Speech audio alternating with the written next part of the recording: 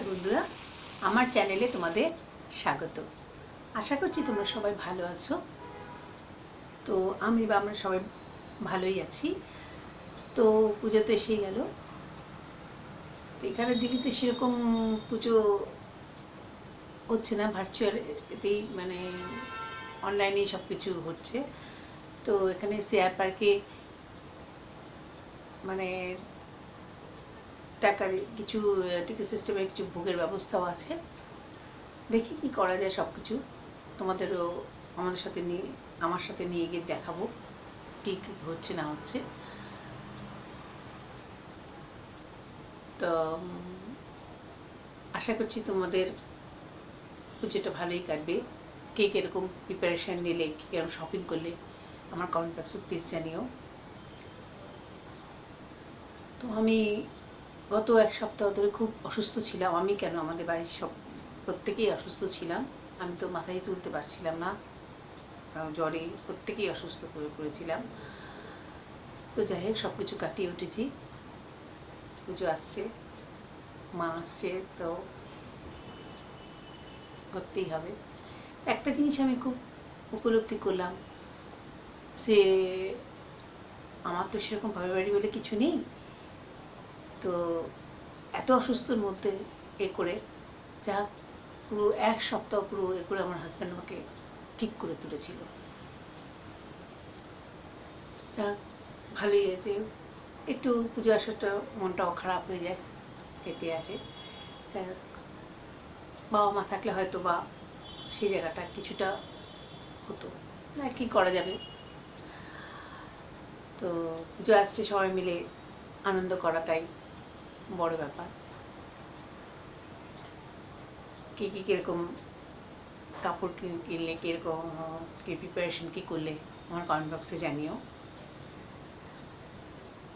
তো আজকে বৃহস্পতিবার, শুধু বৃহস্পতিবার বলে নয়, সমস্ত আজকে আমরা যেমন নতুন জামা কাপড় পরছি, ভগবানকেও তো নতুন জামা কাপড় দিয়ে সাজাতে হবে। তা আজকে সমস্ত পরিষ্কার করেছি, সব দেখেই নিলে তোমরা। পরিষ্কার করে বৃহস্পতিবার পুজো করে নিয়েছি।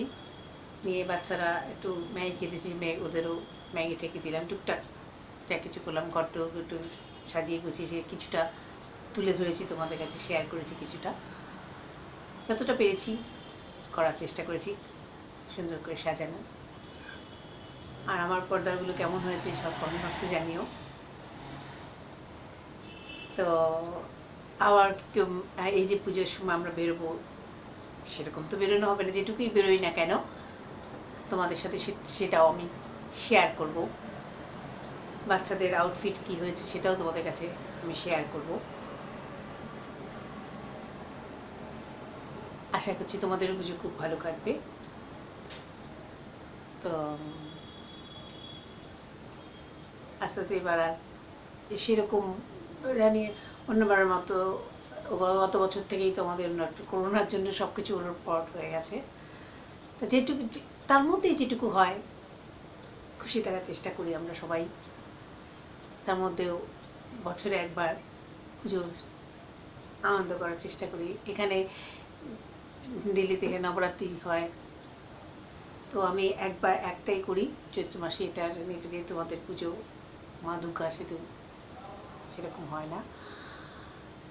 তো এখানে সব মন্দিরগুলো মোটামুটি খুলে দিয়েছে, সব নবরাত্রিও আমাদের দুর্গাপুজো সংসারীদের এখানে নবরাত্রিও চলছে। সব মিলিয়ে একটা অন্যরকম ফেস্টিভ সিজন শুরু হয়ে গেছে। থাক, তোমরা সব যা কিছু হচ্ছে সব কিছু তোমাদের সাথেই শেয়ার করব। তো আজ তাহলে এইটুকু থাক, বাকি কথা পরে হবে। আবার একটা নতুন ব্লগ নিয়ে আসবো, তোমাদের নতুন কিছু শেয়ার করবো। আজ তবে এইটুকু থাক, বাকি কথা পরে হবে।